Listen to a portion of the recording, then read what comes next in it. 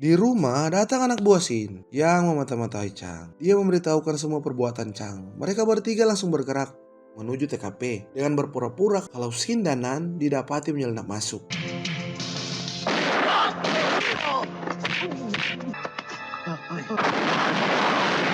Tapi malah mereka yang ditangkap karena hasutan dari si Chang. Sin cuma memberitahukannya, tapi Chang berdalih dia mengetahui perbuatan Sin. Dia juga membayar polisi agar menangkap Sin dan Nan. Di kantor polisi, dia memerintahkan polisi jangan pernah membebaskan mereka dan jangan biarkan siapapun mengunjungi mereka. Beberapa hari kemudian, mendengar Sin terkena malaria di dalam penjara, Mei menemui Earl untuk meminta tolong agar Earl membawakan obat ke dalam penjara untuk Sin. Karena hanya Earl yang bisa membantu. Earl pun langsung pergi ke penjara. Di dalam, dia menyuntikkan obat kepada Sin. Selesai menyuntikkan obat, Sin memeluk Earl dan terjadilah.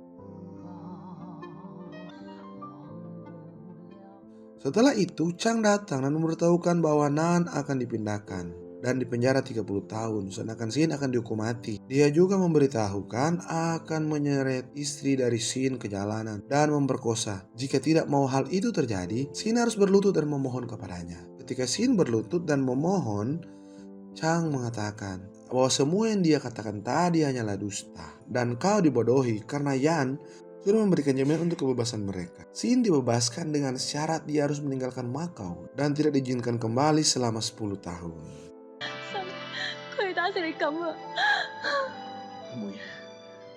Mereka bertiga pun pergi ke Hong Kong. 你講咩？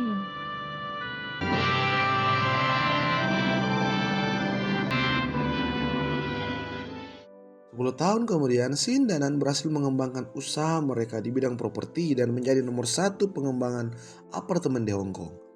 Suatu hari ketika mereka berdua sedang main golf, bersama keluarga datang Ni menemui mereka. Ni memberitahukan kalau Fu tidak hidup sehat. Dan dalam beberapa tahun ini semua bisnis kasino dikendalikan oleh Chang. Chang juga terus menghindari pajak dan memberitahukan gubernur bahwa kasino tidak ada untungnya. Pemerintah mencari tahu hal itu. Mereka mendapati Chang tidak jujur dan berniat mencabut izin perjudian.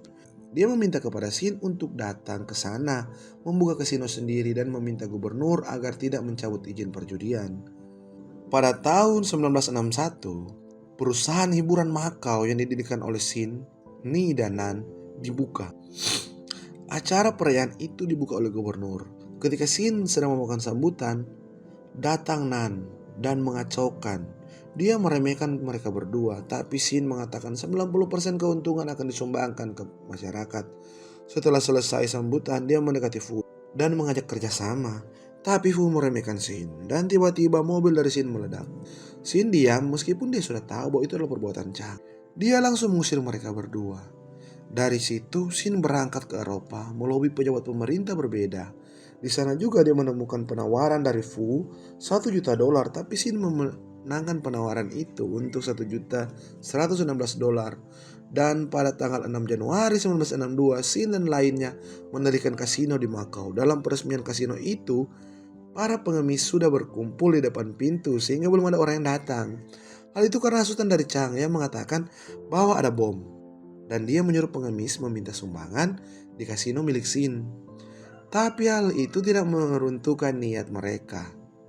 Mereka terus melakukan pemotongan pintu. Dan tiba-tiba tamu tidak diundang muncul. Itu adalah Chang.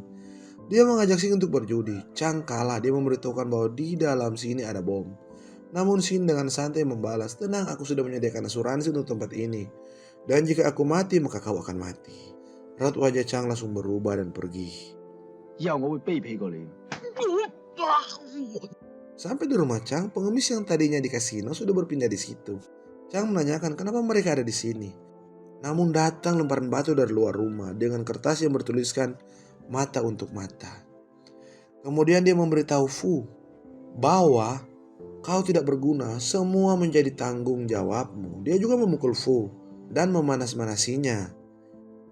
Bahwa istri dari Fu datang ke penjara dan tidur bersama Sin. Mungkin anaknya Fu itu bukan darah dagingnya.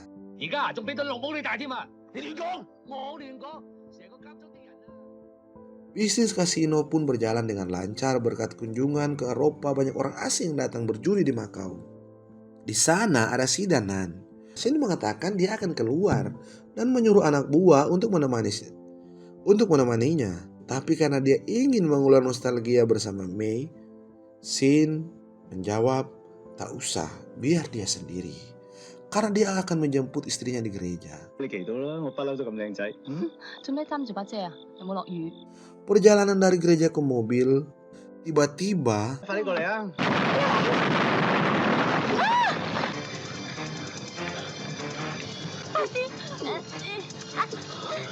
mobil meledak dan datang Fu bersama anak buah. Mei membawa Sin dan bersembunyi di dalam gereja. Sementara itu di kasino Ning menanyakan di mana Sin. Dia memberitahukan bahwa mendapat info Fu dan Chang berniat membunuh Sin. Kita kembali lagi ke gereja. Mei menyembunyikan Sin. Dan di luar, Mei mencoba melawan Fu dan anak buahnya.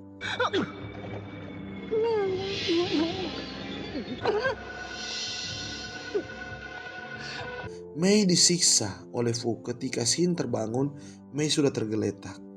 Melihat keadaan itu, 俾你拉到我坐監嘅，我唔會俾你殺到。 karena terprovokasi dengan perkataan Sin, Fu bunuh diri. 一槍打死我！ Di rumah sakit, Nan berbicara dengan dokter. Namun tiba-tiba datang Sin yang ingin bertemu dengan Mei. Sin menanyakan keadaan Mei. Nan menjawab Mei baik-baik saja, tapi dia lumpuh dari pinggang ke bawah. Nan menyuruh Sin untuk istirahat. Esokan harinya Sin pergi dengan Nan. Di ruangan Mei dirawat. Di situ Mei menanyakan bayinya. Sin menjawab bayinya perempuan. Tapi di belakang, Nan sudah menahan tangisannya. Mereka masih menyembunyikan tentang yang terjadi sama Mei. Mei menanyakan kepada Sin, apakah kau memberitahukan semua? Atau kau menyembunyikan sesuatu?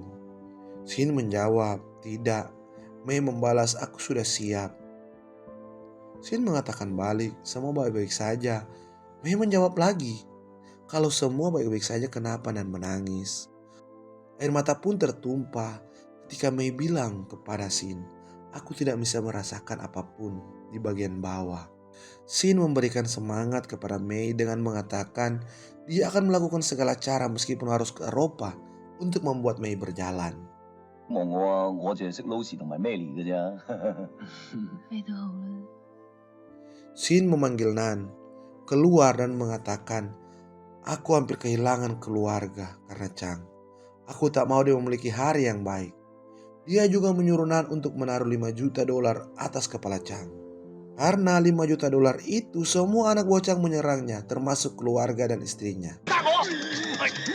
我仔啊，殺咗你有500萬。擔冇賠。 Dia pun menjadi gila sendiri. Ketika anak buahnya ingin menembak, Sin melarang dan memberitahukan biarkan saja dia, karena dia sudah menjadi gila. 走。 Bisa dilihat Lin dan anaknya pergi meninggalkan Makau. Beberapa hari kemudian di gereja ada Sin dan Mei. Sin menanyakan apakah kau bahagia? Mei menjawab aku bahagia. Mei bertanya kepada Sin, apa yang kau pikirkan? Aku sedang memikirkan jika seseorang akan mengancamku di masa depan. Dan tiba-tiba tamat.